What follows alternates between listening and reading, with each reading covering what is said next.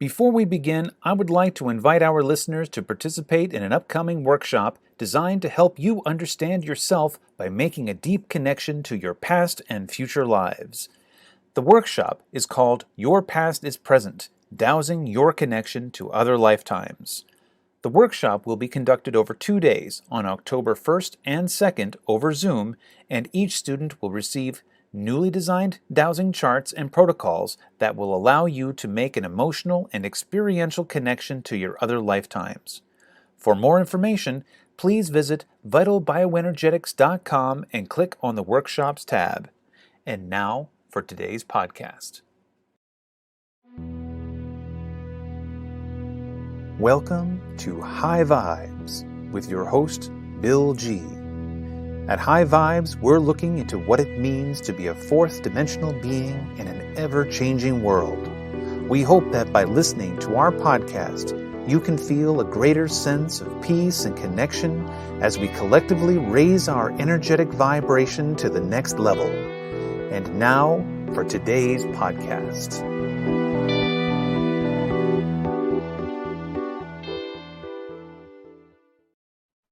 Hello and welcome to High Vibes. I am your host, Bill G, and today's special guest is Maureen Malone. Maureen Malone is a very unique healer, and we're very, very proud to introduce her as the newest member of the Vital Bioenergetics family. So she'll be one of our new co-op members. So you'll be able to see her on Vital Bioenergetics under the Specialists tab. So we just wanted to take this opportunity to welcome Maureen to our little co-op family and to just get to know her and for you to get to know her as well, so that maybe you'd want to check out her services and what she has to offer. So Maureen, welcome to the show. Thank you, Bill. Nice to be here. Okay, Maureen. So we were talking a little bit before the show about what you call yourself, and I've already forgotten what we've come up with. So let's give a little introduction here about what kind of healer you are. Well, I would say it came to me more as a gift. I would say it's channeling. I talked before about transmedium.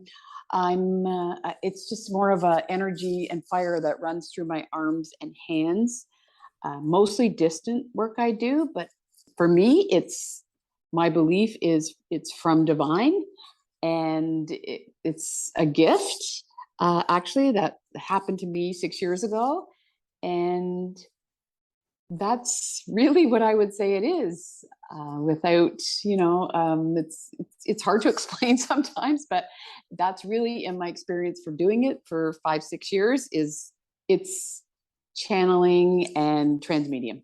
Okay, so all right, before we get into the story, I think it's important for us to get an idea of what kind of client comes to you and what kind of results can they generally expect. I understand that we're activating self-healing ability here.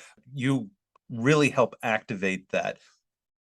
So what kind of client comes to you, and what do you generally see as results? Well, I have worked with a lot of people that have, irregular cells. The medical community calls it cancer. I don't really like to name diseases. I like to just work with, the soul on the cell work. But I would say a lot of people come to me with different forms of cancer. Really, I work with everything. There's no limit to what can happen. I've had people have amazing results, turn around. Goes away. Worked with people with schizophrenia, autism. There's no limit to what this is the soul working with the origin of this, which is the divine. So for me, I'm the one that is connecting the two together, and I'm able to do that. And people can reach their highest level of health potential, highest level of their soul potential. And I feel that's up to the the individual. All right. So what started all of this?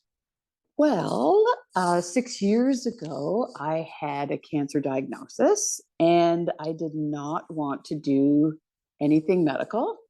So I just sort of, went through the process of going to doctors because that's what I was supposed to do through my family doctor. So I just kept saying, oh, I'm going to try a new doctor. Oh, no, I didn't like what he said. I'm going to try a new doctor.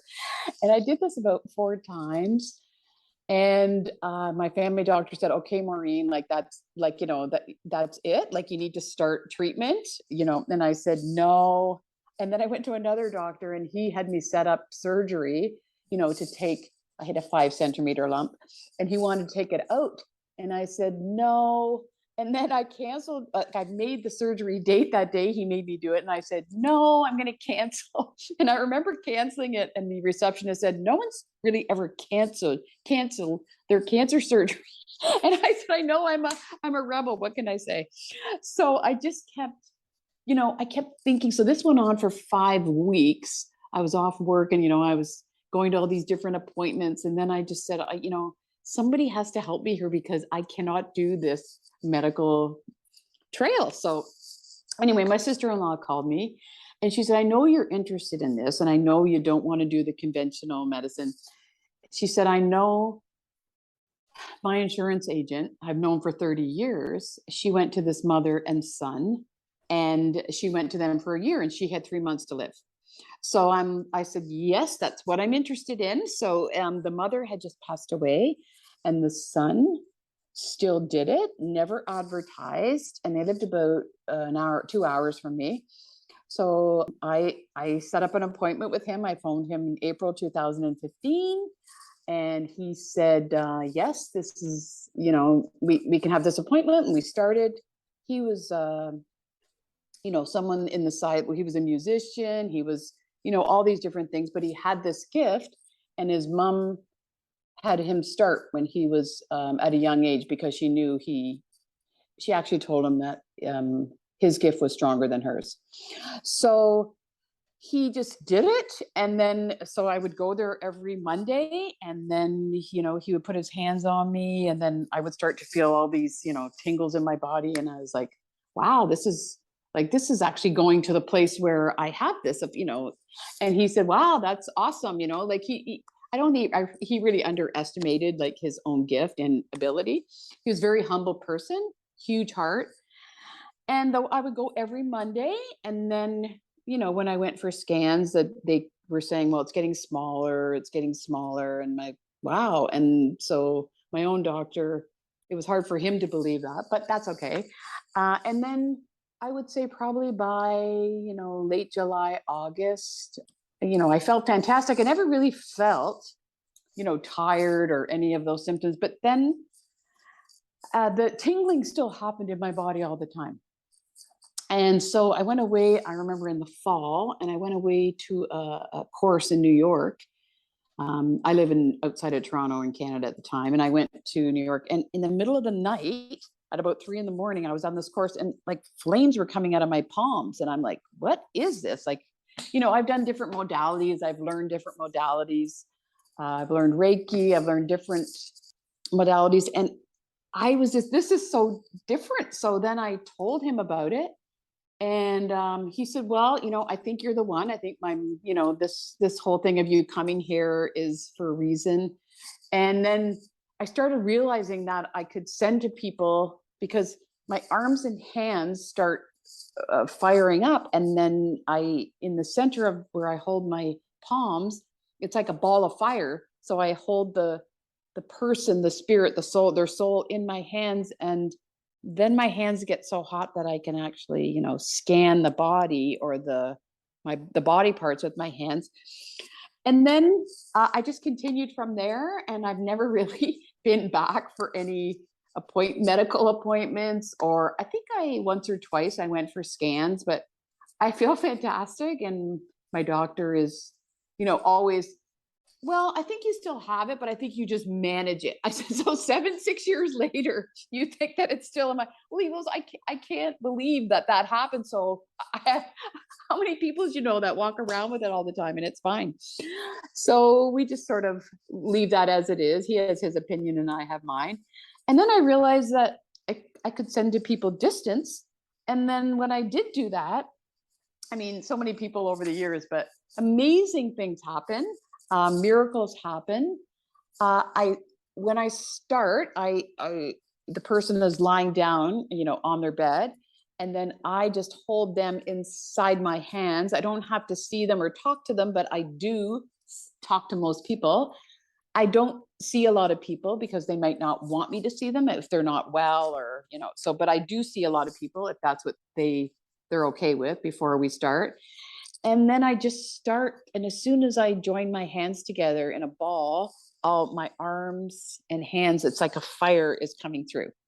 So my hands get so hot, and in the center is like this ball of fire, and I just, send to that person.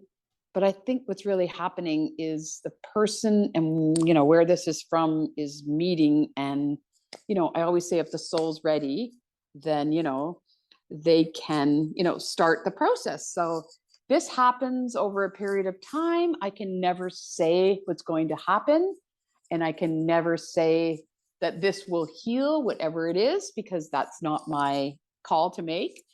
It's really up to the person, and I like people to take on the responsibility of, you're deciding this, your soul is meeting with this, so they take a big part in their healing journey. Awesome. Okay, so I had the privilege of actually having a session with you about a week ago, and it was, for lack of a better term, a very unique experience.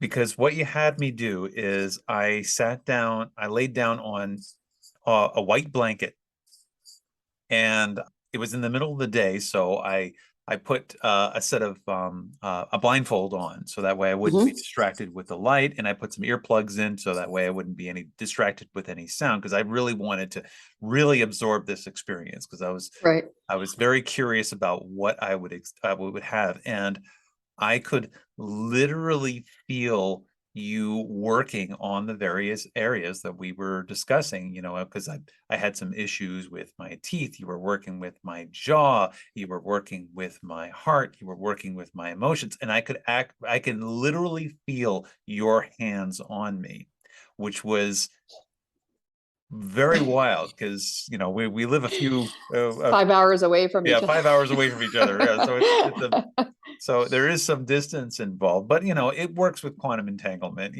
I do my Akashic dowsing sessions over anywhere on the globe. Mm-hmm. If you're anywhere on the Mm-hmm. globe, we can do a session together. And Mm-hmm. people sometimes are like, "How's that even possible?" I And know. I'm like, "Okay, first of all, Yeah. it does." Yeah. And you have to believe in that. Yeah. Right. It just does. And second of all, we can talk about the science about it. And if you talk about quantum entanglement and whatever, once you can buy into quantum entanglement, then you believe that anything is possible with this kind of energy work, because innately we are all connected on an energetic level through our intention. If we have an intention that I am going to connect with you, our energies are going to connect. It doesn't matter if we are standing next to each other or on opposite sides of the globe, we are connected. And Right. so the healing is happening. So anyway, this experience that I had with you was very remarkable. And then afterwards, I had some energy releases. I had some heat come out of my body that next night. Or I was sweating, and I usually don't have night sweats. I'm usually actually quite cold at night when I'm sleeping. And so to have this experience where I had to rip the blankets off and like just sitting in a pool of my own sweat. And I'm like, this is, my wife deals with that all the time with her hot flashes, but this is not. I'm usually the one who's freezing to death. So this was a very interesting, unique experience. And then the next few days, just the feeling of lightness that I had, the Mm-hmm. the expansiveness that I had, and afterwards, and when we after we talked about it after the session, I was like, wow, I this is something, this is an experience I want to have again as Mm-hmm. often as we can manage, because even though I'm not facing a cancer diagnosis or anything like that, Mm-hmm. it's still, I still feel that it is helping me facilitate Mm-hmm. my self-healing ability, which I Mm-hmm. think is Yep. really, really cool. Yep. I So, believe that your soul meets with this, and which I call divine, whatever you consider your divine. But I think there's so many involved, and so the meeting, and I do believe that it happens the way it's supposed to happen, and then I can do things also to help, but it does happen the way it's supposed to with the soul. right. So, can you provide us with maybe a case study of somebody that you've worked with that you thought was just that exceeded your expectations? I mean, not to say that Yeah, this is a I typical just session, but something yeah. that exceeded your expectations. Yeah, I actually just finished working with somebody, like a recent one, and he was told that it didn't look good for the year, like the year ahead was going to be difficult, and the prognosis was not good. And so we started working together, I guess about a year and a half ago, and we started working like twice a week, and then we moved down to once a week. And then about 3 weeks ago, he just said, my numbers have gone from 135 to like minus or 1.5 or, and so I'm like, oh, what, the PSA numbers, I don't know what they are. So but he just said he feels fantastic. He feels lots of energy. He tells the doctors what he did, and they went, okay. But they don't understand. So that's the thing, so people, medical, that aren't, they believe a certain way, and then a lot of people are open, but it's just miraculous what can happen. I've seen people, in fourth stage sometimes move on to like come back to like health. It's just incredible what happens, but I never say it's me. I always say it's the person that's doing this. I don't, there's no ego attached to this, because it's a very sacred gift to me. So there's no ego attached. It's all about your soul connecting with this. And I'm able to channel it through my arms and hands. But I'm open to working with everything, and I want to work with many more things, because there's no limit to what can happen, and the world needs lots of healing right now. Absolutely, no argument there. I wanted to talk to you a little bit more about this whole idea of choice when it comes Mm-hmm. to your what you do and what the client chooses to do. Have you Mm-hmm. had instances where somebody has come to you with a terminal diagnosis and Mm-hmm. they ended up passing anyway? Yes, like I remember someone when I was first starting out doing this, and he was giving 2 weeks to live. But he said, I was told to call you. And I said, okay. And then we started working together, and his wife would watch him every night. So I did him every single day for 2 weeks, because, at that point I was just starting. I wanted to help everybody. And so the doctor kept saying, how is he getting so like on the, how is it cleaning up so much on the inside, and they wouldn't tell him, of course. Well, they didn't believe in it. So she would just say, he's just doing other things, because he would sleep the whole time. He had a huge tumor in his chest, like his esophagus. And then so one night she said, you would have had to be here to see this, but she said, he sleeps the whole time. But she said, I could actually see like his chest, like, the movement there. And I think he passed from pneumonia because he didn't want to go to the doctor. So it Mhm. wasn't what he had that he passed from, but she said, I know what happened, helped him find peace to go to that next level, which I loved, because, Mhm.